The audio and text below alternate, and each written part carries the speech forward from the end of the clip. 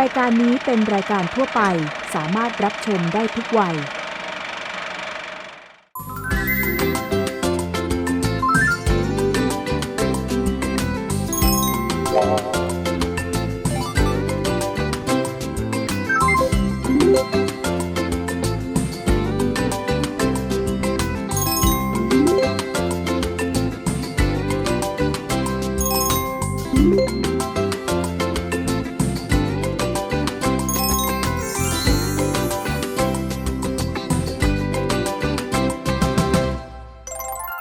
สวัสดีครับขอต้อนรับเข้าสู่รายการ Smart Kids เด็กไฮ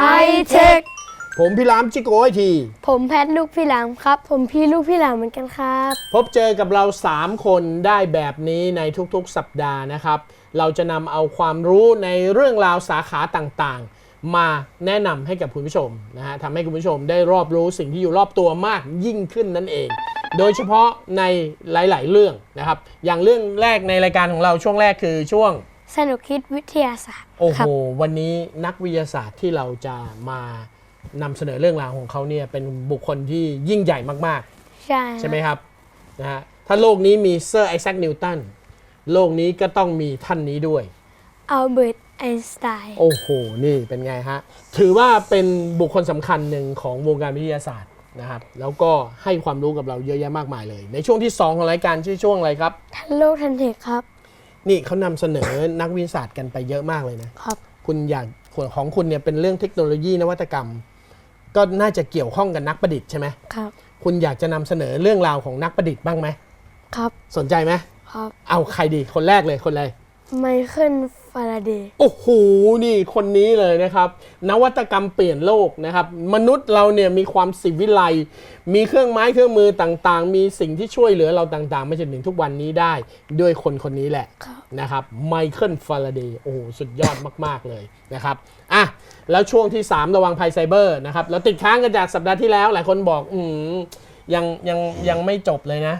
ความเชื่อผิดเนี่ยอยากรู้อีกนะจริงๆมีอีกเยอะไปได้อีกหลายตอนเลยนะฮะถ้าจะเอากันจริงๆนะฮะแล้วแต่ชอบไม่ชอบนะแต่วันนี้จะเป็นความเชื่อผิดภาค2เรามาต่อเนื่องกันนะฮะแล้ว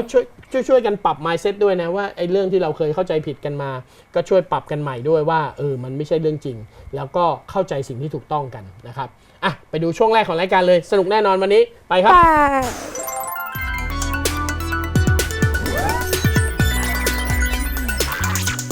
สนุกคิดวิทยาศาสตร์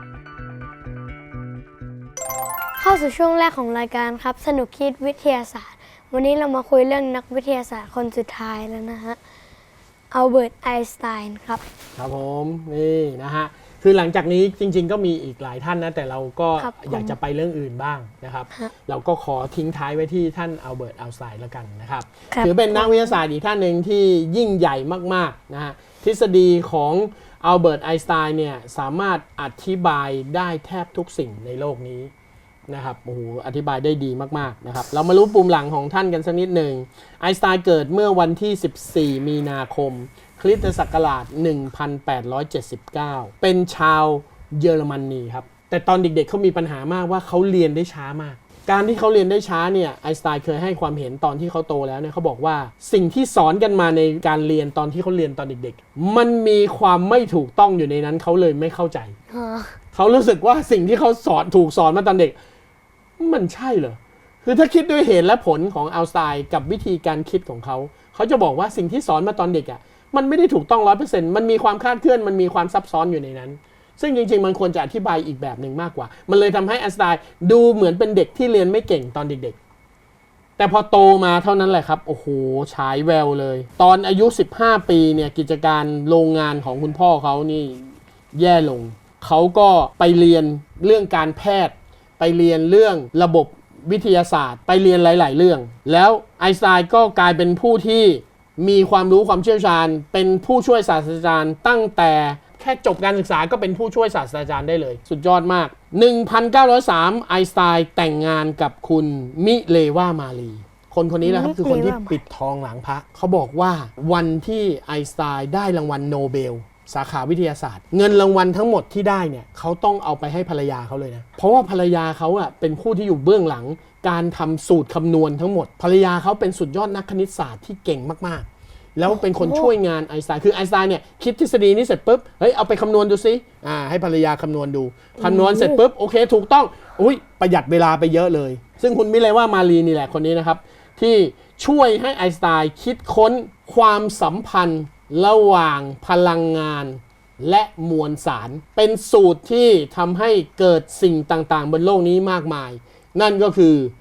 E เท่ากับ mc ยกกำลังสอง E คืออะไร E คือ energy คือพลังงาน M คืออะไรครับ mass C คืออะไร C คือความเร็วแสงพลังงานจะยิ่งเพิ่มขึ้นเป็นจำนวนมหาศาลเมื่อมวลของวัตถุนั้นนะฮะคูณด้วยความเร็วแสงยกกำลังสองความเร็วแสงยกกำลังสองมันเป็นสูตรคำนวณปฏิกิริยานอกจากนี้ไอน์สไตน์ยังเป็นผู้คิดค้นทฤษฎีที่เราท่านเองนะฮะทุกคนที่นั่งดูรายการนี้อยู่ผมว่าเราเข้าใจเรื่องนี้ยากมากนั่นก็คือทฤษฎีสัมพัทธภาพอันดับแรกบอกก่อนคนมักจะเข้าใจผิดเรียกทฤษฎีนี้ว่าสัมพันธภาพไม่ใช่สัมพันธ์คือความเกี่ยวพันสัมพัทธ์คือมีผลต่อกันและกันเพราะฉะนั้นทฤษฎีสัมพัทธภาพเนี่ยนะฮะหรือว่าrelative theory เนี่ยนะฮะมันถูกแบ่งออกเป็นหลายส่วนมากแต่ทฤษฎีสัมพัทธภาพเนี่ยนะฮะมันจะไปอธิบายในหลายๆเรื่องซึ่งสิ่งที่ไอน์สไตน์คิดค้นขึ้นมาเนี่ยมันทำให้เขาสามารถกลับไปตรวจสอบในทฤษฎีหลายๆคนที่สร้างขึ้นมาแล้วอย่างเซอร์ไอแซคนิวตันบอกว่าอะไรสนามความโน้มถ่วงหรือแรงโน้มถ่วงเกิดจากดาวดวงหนึ่งที่มีมวลเยอะมากแล้วสร้างแรงโน้มถ่วงทำให้ดูดทุกสิ่งทุกอย่างเข้าสู่ศูนย์กลางแต่ไอน์สไตน์บอกว่าความเข้าใจเรื่องแรงโน้มถ่วงของไอแซคนิวตันที่มีมันไม่สมบูรณ์เขาบอกว่าแรงโน้มถ่วงไม่ได้เกิดจากมวลที่มีมากจนกระทั่งมันดึงทุกอย่างมวลก็คือมวลต้องมีสิ่งหนึ่งที่มวลไปมีผลแล้วทำให้เกิดแรงโน้มถ่วงเกิดขึ้นการที่มวลไปสร้างผลกระทบแต่สิ่งอื่นเนี่ยสิ่งนั้นเนี่ยไอน์สไตน์เรียกว่าการละอวกาศการละแปลว่าเวลาอวกาศก็คือมนุษย์ในยุคนั้นเขาบอกว่าโลกเราเนี่ยมันคือ3มิตินะมันมีความกว้างความสูงความลึกใช่ไหมฮะแต่ไอน์สไตน์บอกว่าไม่ถ้าเราออกไปในอวกาศเราจะต้องมี4มิติกว้างยาวลึกและเวลามีส่วนเกี่ยวพันด้วยมวลขนาดใหญ่จะก่อให้เกิดการละอวกาศโค้งเกิดขึ้นในอวกาศการที่ดวงจันทร์ทุกวันนี้โคจรรอบโลกเพราะอะไรแรงน้ำถ่วงเพราะการละอวกาศที่เป็นหลุมไงทำให้แรงเหวี่ยงของดวงจันทร์เนี่ยไม่สามารถหลุดออกจากปากหลุมนี้ได้อ๋อพี่เข้าใจแล้วมันอยู่ในหลุมมันไหลลงหลุมอยู่ตลอดเวลาแต่มันก็โดนแรงเหวี่ยงออกไว้แล้วมันก็เลยอยู่ปากหลุมอย่างเงี้ยมันไม่สามารถออกจากปากหลุมได้ไม่เข้าใจการละอวกาศคือมวลกดลงไปบนแผ่นหนึ่งที่เป็นพลังงานแล้วพลังงานเหล่านี้เนี่ยก็จะโค้งงอพอโค้งงอปุ๊บเนี่ยมันสามารถสร้างแรงดึงดูดทุกสิ่งทุกอย่างเข้ามาได้แล้วไอ้ความโน้มถ่วงหรือการละอวกาศที่เป็นบิดโค้งงอได้เนี่ยมันทำให้เราไปพิสูจน์อีกหลายๆเรื่องได้นะครับอย่างเช่นเรื่องความเร็วแสงไอน์สไตน์บอกว่าความเร็วแสงเนี่ยเป็นความเร็วที่สูงสุดแล้วไม่มีสิ่งใดที่จะวิ่งได้ด้วยความเร็วแสงตราบใดที่สิ่งนั้นมีมวลเพราะว่าแสงไม่มีมวลแสงถึงจะสามารถวิ่งได้ด้วยความเร็วขนาดนั้นแล้วพอเราไปผูกกับมิติของเวลาเมื่อเรามีความเร็วเพิ่มขึ้นเวลาจะเดินช้าลงงงไหมยกตัวอย่างเข้าใจพีทยืนอยู่กับที่เห็นรถวิ่งผ่านที่ความเร็ว100กิโลเมตรรถวิ่งเร็วไหมเร็วไหมเร็วแต่ถ้าพีทไม่ได้ยืนอยู่กับที่พีทยืนอยู่บนรถอีกคันหนึ่งวิ่ง100กิโลเมตรเท่ากันรถคันนั้นจะเร็วไหมเท่ากันไม่เร็วเลยรถคันนั้นอยู่กับที่เลยไปพร้อมพีทเห็นไหมความเร็วไม่ได้เกิดขึ้นเท่ากันในทุกๆอริยบทแต่ความเร็วขึ้นอยู่กับผู้สังเกตการว่าผู้สังเกตการอยู่ในสถานะไหนคิดสูตรคำนวณตามทฤษฎีสัมพัทธภาพของไอน์สไตน์ถ้าเราสามารถเดินทางด้วยความเร็วแสงคือ 300,000 กิโลเมตรต่อวินาทีเวลาจะเป็น0ครับเวลาจะไม่เดินเลย ความรู้ของมนุษย์เนี่ยเดินทางมาถึงตรงจุดนี้ในทุกวันนี้ เราสามารถหยุดเวลาเป็นศูนย์ได้ถ้าเรามีความเร็วเท่าแสง ใช่ แต่เราไม่สามารถทำให้เวลาย้อนกลับได้นะครับ ยังไม่มีทฤษฎีรองรับ ทุกวันนี้เราสามารถทำให้เวลาเดินช้าลงได้จนถึงกระทั่งหยุดนิ่ง แต่เราไม่สามารถเลยไปจากจุดนั้นได้ เพราะเรายังไม่รู้เลย ความรู้เลยยังไม่พอเลยว่าในสรรพสิ่งทั้งหมดนี้จะมีอะไรที่เร็วกว่าแสงได้อีก ไม่มีไม่ต้องคิดไม่ต้องคิดให้เสียเวลาเป็นไงสัมพัทธภาพทั่วไปสัมพัทธภาพพิเศษ สัมพัทธภาพคลาสสิกของไอน์สไตน์สร้างความรู้เยอะแยะมากมายเลยเห็นไหมฮะสุดยอดไหมนักวิทยาศาสตร์คนนี้สุดยอดนะไอน์สไตน์นี่เดี๋ยวเราจบช่วงนี้สรุปคิดวิทยาศาสตร์ไว้เพียงแค่นี้นะครับแล้วเราไปต่อช่วง2เดี๋ยวเรามาดูนักประดิษฐ์สุดยอดนักประดิษฐ์ของน้องพีทกันบ้างไปครับ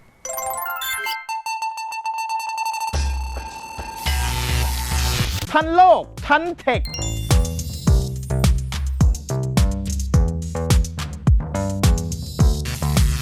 เข้าสู่ช่วงที่2ของรายการครับทันโลกทันเทคครับ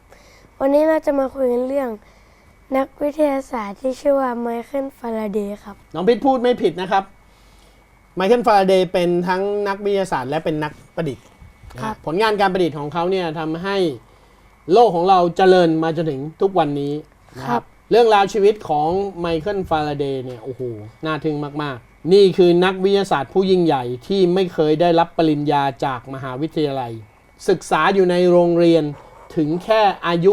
13 ปีเท่านั้นที่เหลือทั้งชีวิตศึกษาหาความรู้ด้วยตัวเองทั้งสิ้นถ้าเราไม่มีไมเคิล ฟาราเดย์ในวันนี้โลกของเราจะไม่มีอะไรบ้างครับไฟฟ้าไม่มีไฟฟ้าไม่มีมอเตอร์ไม่มีมอเตอร์นี่คือไม่มีรถไม่มีเครื่องจักรไม่มีไดร์เป่าผมเราจะไม่มีหลายอย่างมากเลยไมเคิล ฟาราเดย์เนี่ยเป็นผู้ค้นพบพื้นฐานการเหนี่ยวนำของแม่เหล็กไฟฟ้าที่เรียกว่ากฎของฟาราเดย์ไฟฟ้าเนี่ยสามารถสร้างแรงเหนี่ยวนำซึ่งกันและกันได้ครับมันมีผลกับอะไรล่ะสมมุติเราสร้างขดลวดไฟฟ้าขึ้นมาชุดหนึ่งแล้วเราจ่ายกระแสไฟฟ้าเข้าไปกระแสความเหนี่ยวนำของไฟฟ้าเนี่ยสามารถมีผลต่อแม่เหล็กที่อยู่ในระยะใกล้ๆได้นี่คือการค้นพบของฟาราเดย์สร้างออกมาเป็นกฎของฟาราเดย์ขึ้นมาว่าสนามแม่เหล็กผ่านขดลวดตัวนำมีการเปลี่ยนแปลงให้เกิดการเหนี่ยวนำของกระแสไฟฟ้าแล้วสร้างแรงหมุน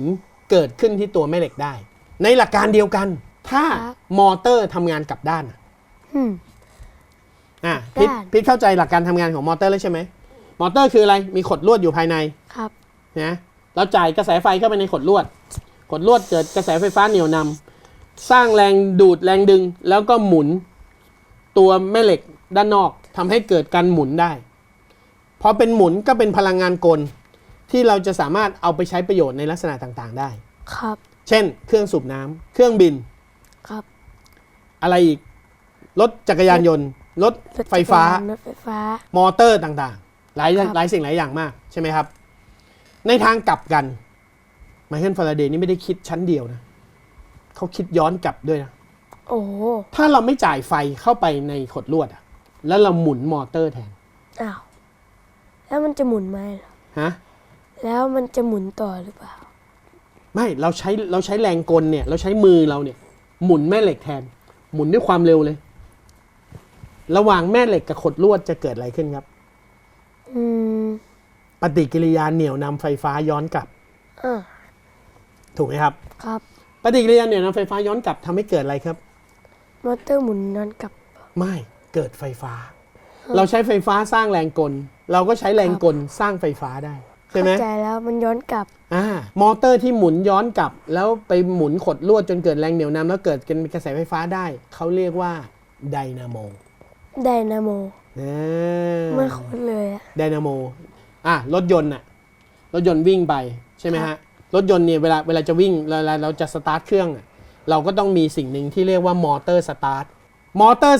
คือเราจ่ายไฟเข้าไปในขดลวดบิดกุญแจสตาร์ทจ่ายไฟเข้าไปในขดลวดหมุนเอาพลังหมุนนั้นไปหมุนลูกสูบเพื่อให้ลูกสูบติดเครื่องขึ้นมาได้ครับถูกไหมครับไอ้ส่วนที่เป็นตัวชาร์จกลับต่างหากที่เรียกว่าไดนาโมพอเครื่องยนต์ติดแล้ววิ่งไปเราต้องการกระแสไฟกลับมาชาร์จแบตเตอรี่เหมือนเดิมเราก็ เอาตัวไดชาร์จเนี่ยไดชาร์จเนี่ยเรียกไดชาร์จถูกต้องเลย ครับ เพราะว่ามันคือไดนาโมชาร์เจอร์ อ๋อเอาไว้ ก็เอาแรงหมุนเนี่ยเอาสายพานเนี่ยไปหมุนไดนาโมชาร์เจอร์เพื่อหมุนเพื่อสร้างกระแสไฟกลับเข้าไปที่แบตเตอรี่ คิดค้นครั้งเดียวได้ 2 อย่างเลย โอ้ ได้ทั้งมอเตอร์ที่ใช้ไฟฟ้าในการสั่งให้หมุน แล้วก็ได้เครื่องผลิตกระแสไฟฟ้าที่เป็นไดนาโมด้วย อื้อหือ สุดยอดมากนะ ครับ โอ้โหทฤษฎีของไมเคิลฟาราเดย์นี่สุดยอด เจ๋ง แล้ววงการอุตสาหกรรมหรือโลก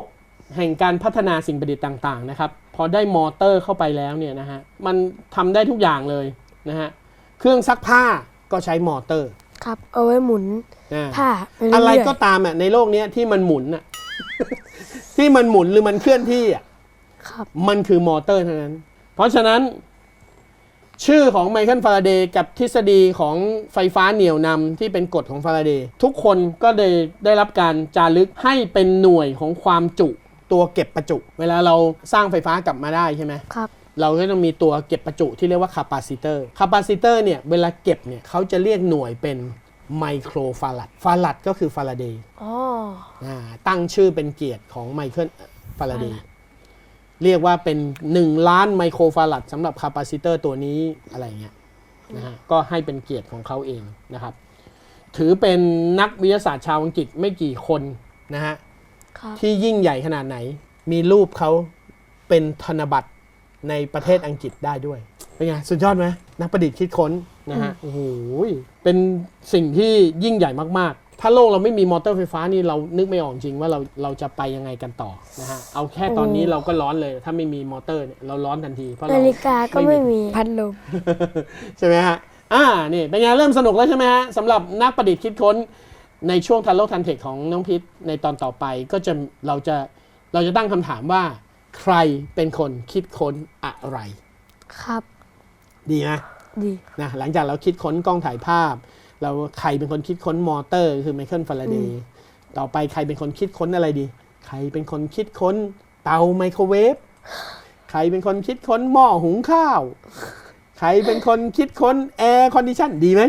น่าจะสนุกนะ ให้เป็นคนคิดค้นพัดลม นะน่าจะสนุกนะรอติดตามในตอนต่อไปในช่วงของทันโลกทันเทคนะครับ ครับ ช่วงต่อไประวังภัยไซเบอร์ ระวังภัยไซเบอร์ ช่วงที่ 3 ของรายการครับระวังภัยไซเบอร์นะครับวันนี้เรายังคงอยู่ในเรื่องของความเชื่อที่ผิดๆแล้วส่งต่อกันในโลกโซเชียลโลกออนไลน์กันเต็มไปหมดเลยนะครับเรามาทำความเข้าใจกับความเชื่อผิดๆเหล่านี้ให้ถูกต้องเสียก่อนแล้วก็ค่อยปรับแนวคิดว่าเราควรจะแชร์เรื่องนี้ต่อดีหรือไม่นะครับเราไม่สามารถห้ามทุกคนได้ว่าจะแชร์อะไรหรือไม่แชร์อะไรเพราะบางคนก็เจตนาบอกว่าไม่ได้ซีเรียสอะไรเรื่องแชร์สนุกอะไรเงี้ยแต่ถ้าเข้าใจว่าสิ่งนั้นถูกต้องไม่ถูกต้องคุณอาจจะคิดใหม่ก็ได้ว่าคุณจะแชร์ดีหรือไม่อันนึงที่ผมเห็นเยอะที่สุดนั่นก็คือมะนาวกับโซดารักษาโรคมะเร็งได้ มะนาวโซดา แค่ฟังเราให้เด็ก10 ขวบคิดวิเคราะห์เรื่องนี้ มะนาวมันแค่มีสารอาหารบำรุงเรา กรดอะซิติก มันไม่ได้แก้ให้เราแบบหายเป็นโรคที่เป็นไปแล้วได้ นะครับมีงานวิจัยชิ้นหนึ่งนะเขาบอกว่าสารไลโมนีนซึ่งเป็นส่วนผสมหนึ่งที่อยู่ในกรดอะซิติกของมะนาวสามารถยับยั้งเซลล์มะเร็งได้โดยการทดลองนี้นะครับทดลองขึ้นมาบนจานทดลองครับเอาเซลล์มะเร็งมา1 เซลล์แปะลงไปบนจานแล้วก็ไปสกัดเอาสารไลโมนีนในมะนาว ครับ มาหยดใส่แต่เขาในรายงานวิจัยของเขาเนี่ยเขาต้องหยดใส่เป็นปริมาณเยอะมากหยดใส่เป็นเวลานานด้วย แล้วต้องกินต่อเนื่อง แปลว่าอะไรน้องพิษกำลังตีความหมายอยู่ ถ้าเราจะบอกว่ามะนาวรักษาโรคมะเร็งได้จริงเราต้องกินมะนาวเป็นปริมาณเท่าไหร่รู้ไหมครับ 1 ลิตร ไม่1 ลิตรน้อยไป จบชีวิตจบ ถ้าเราจะให้สารหรือเซลล์มะเร็งในร่างกายเราเนี่ยนะฮะยับยั้งการเจริญเติบโตได้แค่หยุดไม่ให้มันโตไปแบบนี้นะเราต้องดื่มน้ำมะนาวเป็น1,000 ลิตร โอ้ my god คือต้องใช้มะนาวประมาณ 16 สวนน่ะ ก็ แล้วการวิจัยเนี่ยคือการหยดมะนาวจำนวนมากลงไปที่เซลล์มะเร็งโดยตรง โอกาสที่เราดื่มเข้าไปในร่างกายแล้วจะไปสารตัวนั้นจะไปถึงเซลล์มะเร็งได้เนี่ยมีโอกาสน้อยลงไปอีก เพราะฉะนั้นความเชื่อที่บอกว่ามะนาวกับโซดานะฮะมันมีความถูกต้องซ่อนอยู่ในนั้นนิดนึงนะแต่มันความเป็นจริงเนี่ยมันใช้ไม่ได้ 1,000 กว่าลิตร คนจะไปกินได้ไง ใช่ฮะเพราะฉะนั้นปรับ mindset ใหม่นะครับเรื่องต่อมาเอาเป็นเรื่องพฤติกรรมบ้าง นะฮะมีเวลาเราไปตามสถานที่ท่องเที่ยวอะแบบสถานที่แบบเป็นวัดวาอารามเป็นที่ศักดิ์สิทธิ์เงี้ย ครับ เขาจะมีบ่อน้ำเลี้ยงเต่าเลี้ยงปลาอะไรไว้ใช่ไหมเขาจะมีความเชื่อว่าโยนเหรียญลงไปในน้ำแล้วจะโชคดี สิ่งที่เกิดขึ้นคืออะไรรู้ไหมเขาบอกว่าสถิติเนี่ยเต่าที่ถูกเลี้ยงอยู่ในสถานที่ต่างๆเนี่ยนะฮะตายเพราะว่ามีเหรียญเหล่านี้อยู่ในกระเพาะอาหารเนี่ยเยอะ ปลาม าก กินว่าแล้ว คือเต่าแทนที่จะมีอายุยืนอยู่กันตามอายุไขของเขาอยู่ได้นานๆเนี่ยเขาเสียชีวิตก่อนกำหนดเนี่ยเพราะว่าเขากินเศษเหรียญพวกนี้เข้าไป โอ้ นะฮะซึ่งอันนี้คือสิ่งที่ไม่ควรทำนะฮะนอกจากคุณจะไม่โชคดีแล้วคุณจะไม่อายุยืนด้วยนะฮะแล้วคุณก็จะบาปอีกด้วย เพราะฉะนั้นไม่ควรทำ กับอีกเรื่องหนึ่งอันนี้โอ้โหอันนี้ทัชชิ่งความรู้สึกคนไทยเลยทำบุญปล่อยสัตว์ได้บุญแต่ทำบุญปล่อยสัตว์เนี่ยมันมีข้อเสียตรงไหนรู้ไหม ตรงไหน สัตว์ที่ปล่อยส่วนใหญ่แล้วปล่อยไม่ถูกวิธี ยกตัวอย่างคนส่วนใหญ่ชอบปล่อยอะไรปล่อยเต่าอยากได้อายุยืนปล่อยเต่าซื้อลูกเต่าตัวเล็กๆแล้วไปปล่อยตรงคลองหรือน้ำใกล้ๆที่ร้านแถวนั้นอยู่หรือวัดแถวนั้นอยู่เต่าเนี่ยเป็นสัตว์ที่อยู่ในน้ำลึกเกินคืบก็ไม่ได้แล้วเพราะเต่าเนี่ยต้องขึ้นมาหายใจบนบก อ๋อ ถ้าตะลิ่งไม่มีความลาดชันน้อยเพียงพอที่เต่าจะขึ้นมาได้ คุณปล่อยเต่าลงไปในน้ำในคลองพวกนั้นนะยิ่งเป็นปูนด้วยนะชัน90 องศานะเต่าตายในเวลาไม่เกิน2 วัน มันหายใจไม่ได้ โลฆ่าสัตว์ ใช่ปลาไหลปล่อยปลาไหลเพื่ออะไรเพื่อให้ชีวิตราบลื่น การปล่อยปลาไหลลงไปในน้ำเนี่ยอันนี้คือลงไปทำลายสภาพแวดล้อมหรือวงจรชีวิตในนั้นเลยนะ ทำไม เพราะปลาไหลจะลงไปกัดกินสิ่งมีชีวิตที่อยู่ในนั้นทั้งหมดเลย ระบบนิเวศจะพังไปเลย พังแบบเละไปเลย เพราะปกติปลาไหลมันไม่ได้อยู่ในน้ำมันอยู่ในดิน เหรอ มันอยู่ในดินที่เชอะแฉะเพราะฉะนั้นมันลงไปมันก็ไปกินสัตว์น้ำ จริง ใช่ไหมฮะ เหตุผล หอยก็เหมือนกันหอยบางชนิดก็ลงไปในน้ำไม่ได้ ถ้าเราปล่อยหอยลงไปในน้ำที่เป็นพื้นแข็งแล้วไม่มีโคลนตมให้เขาอยู่เขาก็อยู่ไม่ได้แล้วเขาก็ทำให้ระบบนิเวศเสียทำให้น้ำเน่าใช่ไหมฮะไม่ได้เลย เราทุกคนเคยปล่อย แต่เราก็เพิ่งมารู้ว่าสิ่งที่เราทำมันไม่ค่อยถูกต้องนะฮะ ปล่อย เพราะฉะนั้น เชียงใหม่ เลือกวิธีทำบุญครับผมไม่ได้ห้ามทุกท่านให้ไม่ทำบุญนะฮะเลือกวิธีทำบุญครับนะฮะทำบุญเนี่ยบุญเนี่ยแปลว่าความดีนะฮะเราทำความดีในรูปแบบอื่นก็ได้นะฮะ ปล่อยน เรา กแม่สุด เราใส่บาตรนะฮะให้กับพระให้กับทำบุญทำทานให้กับผู้คนที่ยากไร้อะไรอย่างเงี้ยนะฮะหรือว่าช่วยเหลือสิ่งมีชีวิตอย่างอื่นเนี่ยก็น่าจะดีสักกว่านะครับเพราะฉะนั้นบางเรื่องก็ไม่ควรทำนะครับนี่ยังไม่จบได้2เรื่องเองเห็นไหมได้มะนาวกับปล่อยสัตว์เองอะนะหมดเวลาอีกแล้วต่อตอนหน้านะ ตอน เรื่องที่เราไม่ควรทำน่ะ ตอน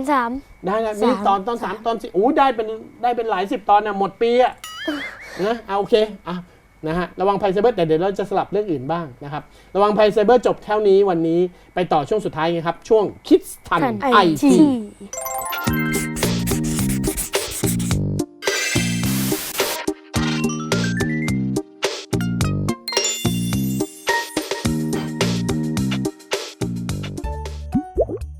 จากหลายๆเหตุการณ์ที่เด็กๆหรือผู้สูงอายุถูกสุนัขพันธุ์รอตไวเลอร์กัดจนได้รับบาดเจ็บอาการสาหัสหรือจนกระทั่งเสียชีวิตมีปรากฏให้เห็นกันอยู่ตลอดตั้งแต่ในอดีตจนถึงปัจจุบันไม่เว้นแม้กระทั่งเจ้าของสุนัขพันธุ์รอตไวเลอร์ก็เคยมีข่าวถูกกัดจนเสียชีวิตมาแล้วจากสถิติสาเหตุที่ทำให้เด็กๆมักโดนสุนัขพันธุ์รอตไวเลอร์กัดคือ 1. เด็กตัวเล็กเหมือนเหยื่อที่อ่อนแอ 2. เด็กอาจจะไปวุ่นวายกระตุ้นสัญชาตญาณนักล่าของสุนัข 3. เด็กชอบจับหรือลูบหัวสุนัขในเชิงพฤติกรรมเป็นการข่มขู่แสดงตัวตนเหนือกว่าบางทีสุนัขอาจขู่กลับหรืองับกลับได้ 4. เด็กเสียงดังกระตุ้นให้สุนัขตื่นตัวและกระโจนใส่ 5. เด็กชอบแกล้งอาจไปกระตุ้นให้สุนัขก้าวร้าวโดยไม่รู้ตัวเช่นดึงจานชามอาหารหรือจับหาง 6. เด็กอาจไม่เข้าใจพฤติกรรมและอารมณ์ของสุนัขเช่นเห็นแยกเขี้ยวคิดว่ายิ้มให้และเข้าไปจับสำหรับพฤติกรรมที่ควรระวังว่าสุนัขอาจกัดได้ต้องสอนให้ลูกๆสังเกตดูพฤติกรรมหลากหลายแบบที่สุนัขกำลังแสดงออกทางภาษากายต่างๆว่าพฤติกรรมเช่นนี้ถ้าเกิดขึ้นลูกควรเลี่ยงเข้าใกล้สุนัขเพราะอาจถูกสุนัขกัดได้คือสุนัขหยุดนิ่งหากสุนัขเกิดอาการหยุดนิ่งหรือมีอาการชะงักเกิดจากความเครียดหรือกลัวเช่นเวลาที่สุนัขกำลังกินอาหารหรือกำลังครอบครองของแทะเล่นชิ้นโปรดซึ่งหากสุนัขรู้สึกกลัวหรือรู้สึกว่าไม่สามารถจัดการกับสถานการณ์นั้นได้ให้ลูกรู้ไว้เลยว่าภัยอันตรายกำลังมาเพราะสุนัขอาจจะกัดได้ขนที่สุนัขคอลุกชันจะเห็นสุนัขชันขนตั้งแต่แผงคอไปจนถึงส่วนหลังเป็นกลไกในการป้องกันตัวเองจากศัตรูตื่นตัวพร้อมกับรับเหตุการณ์หากพบพฤติกรรมเช่นนี้สอนให้ลูกรีบออกห่างเพราะสุนัขอาจกัดได้สุนัขแยกเขี้ยวสุนัขที่กลัวอาจแยกเขี้ยวเพื่อขู่ให้ศัตรูไปให้ห่างแม้การแยกเขี้ยวในบริบทอื่นอาจไม่ได้แสดงถึงความก้าวร้าวหรืออันตรายแต่หากสุนัขกำลังกลัวก็ควรอยู่ให้ห่างไว้เพื่อป้องกันอันตรายจากการถูกสุนัขกัดคุณพ่อคุณแม่สามารถสอนวิธีป้องกันสุนัขให้กับลูกด้วยหลัก 5 ม.ดังนี้ไม่แย่อย่าให้ลูกไปแย่สุนัขเล่นไม่ว่าจะมีเจ้าของหรือไม่มีเจ้าของไม่แยกไม่ไปแยกสุนัขที่กำลังกัดกันหรือกัดกันเองด้วยมือเปล่าไม่เหยียบสอนอย่าให้ลูกไปเหยียบหางตัวหรือขาของสุนัขไม่ทำให้สุนัขเจ็บหรือตกใจไม่หยิบสอนลูกว่าอย่าไปหยิบจานข้าวสุนัขขณะที่สุนัขกำลังกินอยู่ไม่ยุ่งหรือคลุกคลีกับสุนัขที่ไม่มีเจ้าของและไม่ควรให้สุนัขเลียมืออย่างไรก็ตามสุนัขก็ยังคงเป็นสัตว์เลี้ยงที่ครองใจผู้เลี้ยงเป็นอันดับต้นๆของประเทศไทยจึงขอให้เหตุการณ์สุนัขกัดจนได้รับบาดเจ็บหากไกลจากทุกๆคนทั้งเจ้าของสุนัขและประชาชนทั่วไปหมดเวลาลงแล้วครับสำหรับรายการ Smart Kids เด็กไฮเทคเจอกันแบบนี้ทุกสัปดาห์รายการนี้ผลิตโดยศูนย์เทคโนโลยีทางการศึกษาครับอยู่ถนนศรีอยุธยาเขตราชเทวีกรุงเทพมหานคร10400ครับเรามีเว็บไซต์ของรายการเราด้วยนะครับอยู่ที่ www.etvthai.tv ครับแล้วก็มี Facebook Page ของรายการด้วยครับ ETV Channel ครับครับผมเจอกันใหม่สัปดาห์หน้าวันนี้ลาไปก่อนครับสวัสดีครับสวัสดีครับตั้งแต่เกิดจนถึงวันสุดท้ายของชีวิตพีทคิดว่าเรากระพริบตาไปทั้งหมดกี่ครั้งเยอะมากเป็นหลายล้านครั้งอ่ะเป็น100 ล้านครั้ง2 ล้าน200 ล้านครั้ง200 ล้านครั้งใกล้เคียงครับ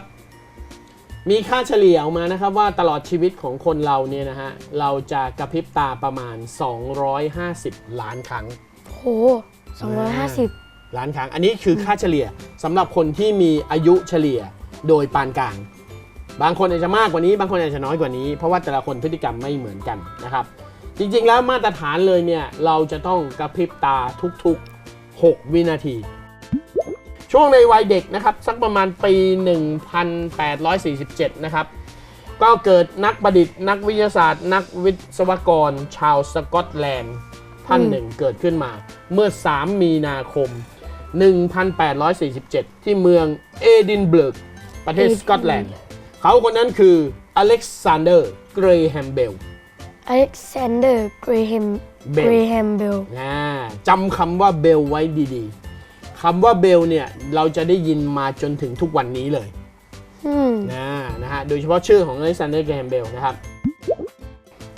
เขาก็ออกแบบระบบแจ้งเตือนมาครับว่าเราสามารถเลือกเสาสัญญาณที่เรียกว่าเซลล์บอร์ดแคสต์เสาสัญญาณโทรศัพท์มือถือเราสามารถเลือกได้ว่าเกิดเหตุตรงนี้นะตรงนี้มีเสาสัญญาณ1 2มี2ต้นนี้ใครก็ตามที่คอนเน็กอยู่กับเสา2ต้นนี้จะได้รับข้อความนี้ทั้งหมดเลยพิมพ์ข้อความชุดเดียวเลยขณะนี้มีเหตุด่วนเหตุร้ายเกิดขึ้นนะฮะจะมีคนร้ายก่ออะไรก็ตามแต่หรือว่าเหตุการณ์ฉุกเฉินอะไรก็ตามแต่พิมพ์ลงไปเลยแล้วส่งปึ้งเดียวเลย